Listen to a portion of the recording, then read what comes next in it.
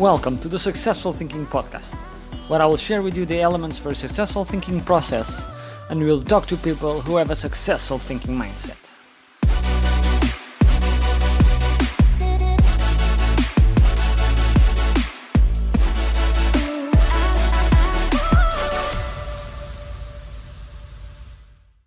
Hello, welcome back to the Successful Thinking Podcast. Today, I have with me an amazing athlete from my home country. She's an athlete who represented already 2 times Portugal in the Olympics, and she competes in the middle distance running events.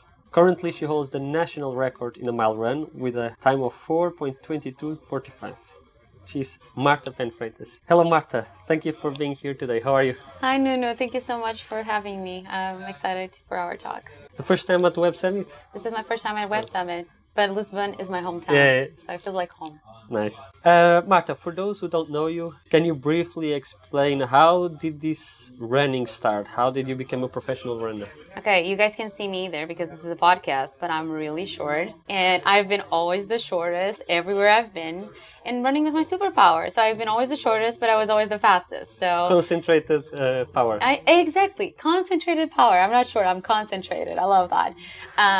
So yeah, it kind of started like that. I think it's really important to mention that I brought track to my home. My family wasn't really into sports. They really, honestly, my dad really thought, they ended up being a super supporter, a super fan. He didn't thought running was for girls. Way more academic oriented, but I had a really passionate coach or a professor in my middle school, and he basically it was contagious, and he just created the bug in me, and I already loved running, and then I realized I had in contact with track and field. Sometimes it's really important to have the opportunity to be in contact with passions, so then, in an early age especially, so then you can develop the skills, and I don't know, maybe you make it to the Olympics, maybe you just have an incredible time and you learn multiple lessons with the sport like some of my multiple teammates did. So very fortunate about my environment for sure. So you said that your superpower was running. When I was looking and getting to know you better, you mentioned in the interview when you were a kid, you had a dream to become a superhero, and that being an athlete is the closest to become a superhero.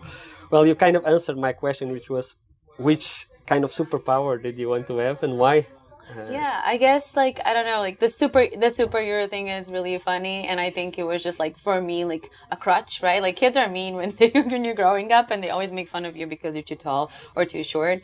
But then I just had this thing that stand out, and I just ended up holding on to that and building my identity around. I don't know, I guess my superpower is just hopefully I would love to run everywhere and don't have to catch flights. Flights are awful. I wish I could just run super fast, don't be tired, and just run all the way from Seattle to Lisbon. Direct run, no layover. That would be amazing. So that dream, or thinking about the dream of becoming a superhero, over time gained some shape. What is your current ambition as an athlete? I don't know. It's just that's honestly I don't know if we're gonna start talking about this mental health part, but it is my career changed a lot as I was able to develop my mindset. So I guess in the beginning it was just this thing that shaped my identity, and you have to learn to be disciplined and resilient. But then later on, when you start getting older, you start putting more into it. So discipline, it becomes completely, you nail discipline and your perseverance, but then the results, you're not taking 10 seconds every year, right? Then you're just taking a little bit, hundreds of a second. And it's weird because you're just so used to this dopamine of success, and you're just always beating your mark. So you became of a junkie for success. You always want to go, you want another dose, and the dose you need is more than the previous one. And that's tricky, right? And I feel you lose track about you stop being present because you're so focused about the next hit. And whenever actually you have the hit, you just oh, now I need another one. So you do lose track. And I just realized in 2022, leading to my second Olympics, I did struggle to qualify. And I thought my struggle was the qualification, but my struggle was not the qualification. My struggle was my mental health. In my well-being. I was just not in a good spot. And then I started investing on that, and life started getting better, and the results showed up, and I made my second Olympic team, and now I'm happier than ever. And I'm so sorry, I've talked so much. I probably answered all of your questions. No, perfect, because indeed, I'm going to ask you a little bit about mindset and mental health. So that's something that indeed, I even with other speakers, that was a big topic. But you mentioned something that is what I want to lead now is about the discipline and the hard work. So as a professional runner, you need to be for sure consistent and persistent on everything. How does your daily routine look like? I have a team. I have a team in the US, and I do have support a team in Portugal. So in the US, like I have my home in Seattle, and the Brooks Beast, and Brooks is my sponsor. And it's just like you have this routine, is more structured. When I come to Lisbon, I kind of like do things more on my own, but it does take a village, and like having a structure does help you to be disciplined. So like sometimes even if you're not good at it, you just need to get a good team so you can be good at it, right? So even when you want to be really good, the trick is also delegating and make sure you have a good team with you. You have the best team with you. I'm sorry. And I'm very fortunate because I have incredible support from my community, 100%. And so this work in Seattle, basically I'm trying to wake up early because I did realize a few weeks ago that if I'm awake a few hours before practice actually has like a huge performance impact for me, which I thought like I just need to sleep as much as I can, but kind of like tweaking some things, trying to be not as social at night so I could go to bed early, check in those hours, but be able to wake up early too. And like I do like to be mental active, so like I like to send some emails and stuff. So that really... Now it's me, a curiosity from my side. You really felt the difference of waking up really earlier and going to bed earlier? I do think like another thing is like I do like to do some like a little thing. Like I'm very curious and I have a lot of interests, and I like to just get a few things done before my workout, because after the workout I need rest. I'm like my brain cells energy drops like about like 60% after I run. So it's great if I wake up, I get, I usually am doing cold plunges. So I'm going to just tell my daily routine right now. I have been doing like 3 to 2 times a cold plunge. It's easy. I live in a houseboat. I'm sorry. I'm just giving you a lot of information. No, so I just get out of bed, get a little bit of coffee, get my courage and my stuff together and go to the lake, stay there 11 minutes, and then come in, take a shower, send some emails, organize some stuff with social media too, and then start doing my pre-rehab, go to practice, shut about like 5 minutes with my teammates, see what's up, check in with my coach, do my runs. So important. Like I love my team. Like it's honestly, they are such a good, like one of the main reasons why I really still enjoy doing track and field all of these years. And then come back, lunch, nap, run, physio, or like lunch, physio, nap, run, something like that, right? And then trying not to be, I'm too hyper, as you can see.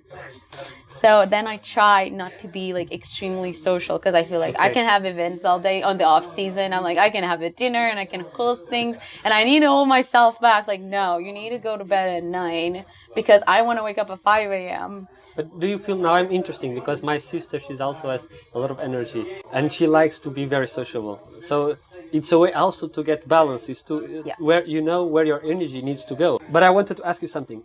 From the routine, what are the things you like the most and the things that like I need to do it, I don't like, but I need to do it? So I'm really excited about this morning thing because I'm really not a morning person, and this is kind of a recent thing. So I'm like talking about it like I've done this always, and this is literally like a 3-week trial maybe.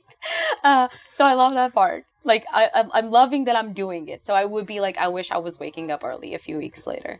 And right now I'm still in that phase that I'm like, I feel very proud that I'm like, being more on top of like, I do have social gatherings because, my heart doesn't beat if I don't really get, together with people. But I'm really proud that I'm like making progress towards that. That was something that I wasn't really very happy about. And then I just love my job. Like overall, like running, it's not a hard thing for me to do. It's like, I feel so fortunate, so privileged that I get to do this with an amazing group of people too. So like, I don't know. It's just like, honestly, I have no complaints. Like I do have problems. Everyone has problems and like issues with, I don't know, training, injuries, stuff. But those are the problems that I choose to. So I'm like, very, very excited about life right now. Thank you. Thank you for sharing. And the routine also, it's amazing. The coordination and exactly the persistence and consistency on it. Now focusing a little bit on yourself. Which strengths do you believe you have that make you a great athlete? So I do energize from social interactions. I think the sense of community makes me a great athlete too, which is kind of not really counterintuitive, because you feel like, oh, but you should be resting. And I do rest, but I do get a lot of energy from community. I do think I've been able to really enjoy the journey too, and that has been helping me to be a good athlete. I would just use this quote too, is like, with my mental health journey, I realized that running fast doesn't make me happy. Being happy is what makes me run fast. And I guess that's like something that really helped me to like be in this stage of my career, because I'm 29. I'm like not a veteran, but like I'm like, I have more track in my back than ahead of me for sure. And I'm like still like enjoying like track, like with the excitement of a 12-year-old, but with a, mentality and like, experience of a 29-year-old. And I feel like that's pretty cool. But I'm talking like it's been always great, and that's not true. This moment is great, and I want to just make sure like I did struggle with my mental health, and there was moments that I thought I wasn't made to be a professional athlete, and that was that. And then there was breakthrough, and now there is happiness and presence and fulfillment. But yeah. So then let me take that as and I think it's a point that I think people really are curious about understanding this. In your case, for example, now that you're talking about this, if you had to choose one skill to improve, what would it be and why? Oh God, I would like to write better. So if I read what I'm writing, it's great. Like people are like, oh my God, you write so well. This is so cool. But then you realize that there is no punctuation. Like, I just like, God, I need to write more. So actually something that I'm invested right now, like at 5 a.m. actually what I've been practicing is writing and being patient with reading. Oh. Sometimes I get impatient. I just like read the first chapter, like, okay, I want to know how this thing ends. And I just go all the way down, like, okay, of course he dies. And yeah, so I think like just I feel I'm creative, but I wish like I slow down a little bit, sometimes a little more. Marta, you talked before, and it was really great that you already introduced the topic about the people around you, your team. I would assume now, kind of answering, because what I would like to ask is, who are the key people in your life that help you defining the athlete you are, and why are they key? Maybe the team here has a big important role. It does. It's actually funny. I'm all for women empowerment, but I feel like there's some men in my life that create like some big, of course, like, okay, my dad, he was very, like, he spent the last 10 years of his life just like, I didn't never had to make an alarm. Like, he always would wake me up, and he was like such a big fan. And I started off this conversation saying that he didn't really thought track was for girls, right? And he unfortunately passed away at the track while he was watching me, and it was really unexpected. And it's definitely like not definitely one of the lowest moments of my life, but also like a pivotal moment that I started like I was 20 years old, and I was like, I don't want to go to the Olympic Games. I want to go to the next Olympic Games. So it's cool because, of course, like the impact that my dad created in me is just not because he passed away the way he did. It's the presence he had. But that happening also made me realize that we're not here forever, and we have to put timelines and things. And I don't have the entire time in the world to accomplish these goals, going to the Olympics, running those times. And that's something that I carry with me, and it really shaped my identity. And then my coaches too, my college coach, Houston, my current coach, Danny, and I'm sorry, I know I'm talking a lot, but my husband is awesome. Like, we're dating since he's 17. With 19, he helped me to move to America. He did all my paperwork. Of course, everybody thought like, okay, they're done. And 10 years later, we are married and happy. And it's like, he's living my dream with me, and I am That's very valuable. Very valuable. Like, I travel like, I don't know, like 250 days a year maybe, and he never complains. He just looks for the solution. He just wanted to make sure that I'm happy and like living my dream at best. And he's always like, at the starting line, I always look back and I like just wing at him. And yeah, it's very special, and I'm just like super thankful for him. So I guess like there's like definitely a lot of men in my life. They create a lot of impact. My dad, my coaches, and my husband. Yeah. So. Very nice. How do you think that people around us affect us, and affect and shape our mindset.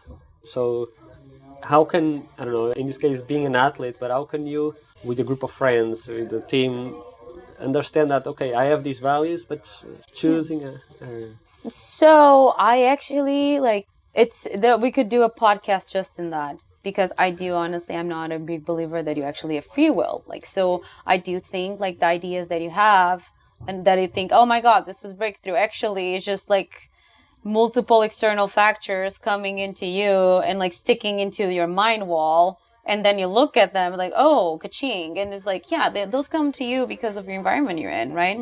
I am a woman and I'm a professional track and field athlete. I'm Portuguese, but if I was born in a different country, there is some women right now that can drive. They don't have education. And that's you don't really get to choose, right? So I think environments are fundamental. And when we were talking in the last broad spectrum, just a more performance oriented, being surrounded people very ambitious and working with sponsors that are really aligned with your values and really empower you, that makes you shine. You can have track and field careers too short to have people dragging you down. So moving to Seattle for me was really cool because I did found this team. They're super driven. They want the same thing that I want, and I still learn so much with every single one of my teammates. A lot of times I'm warming up and I think about their superpowers and things that I want, some characteristics that they really stand out. And that's really cool. We all have blind spots. We're not good at everything. We not all want to be good at everything, because if you're good at everything, actually, I think you're not good at anything. Yeah. But it's so good to when you in a diverse community, focused community that is driving in the same direction that you are driving, you just learn so much, and the whole journey just makes more sense. There's some things that you don't even think about it because the whole crew is moving in that direction, right? So yeah, it's been really great working with my teams. It's been super rewarding too. So Marta, before my last question, what values define your mindset? I think oh my God, the values that define my mindset. I don't know. I think every year I should be a little bit more empathetic and a little healthier. And I think that's my challenge every year. Every year I want to see the world different. The season is always the same, but if I'm doing the right things, I'm going to do the same right and be able to pick on different things and be able to have appreciation and be grateful, because I do feel I do what I love. So I have to celebrate that. I don't want to see the glass half full or half empty. I would just want to drink whatever is in the glass. And yeah, I guess that's part of my mindset, or something that I actively try to do, just be present and really focus on having a positive narrative during this very unique experience, which is running. Oh, that's nice. It's a nice way, nice rephrasing. Marta, to finish, if you had to think in one word to define successful thinking, which word would it be and why? Curiosity. I think that guarantees that you keep evolving, whatever you are. And then if you keep being curious, you keep evolving. I think it also goes to a little bit what we're talking about, working on your blind spots, being more self-aware. Curiosity brings you to some really cool places, and I think that's super important. Marta, thank you very much for your time. It was a pleasure talking to you. Really enjoyed. Thank you. And see you guys on my next episode.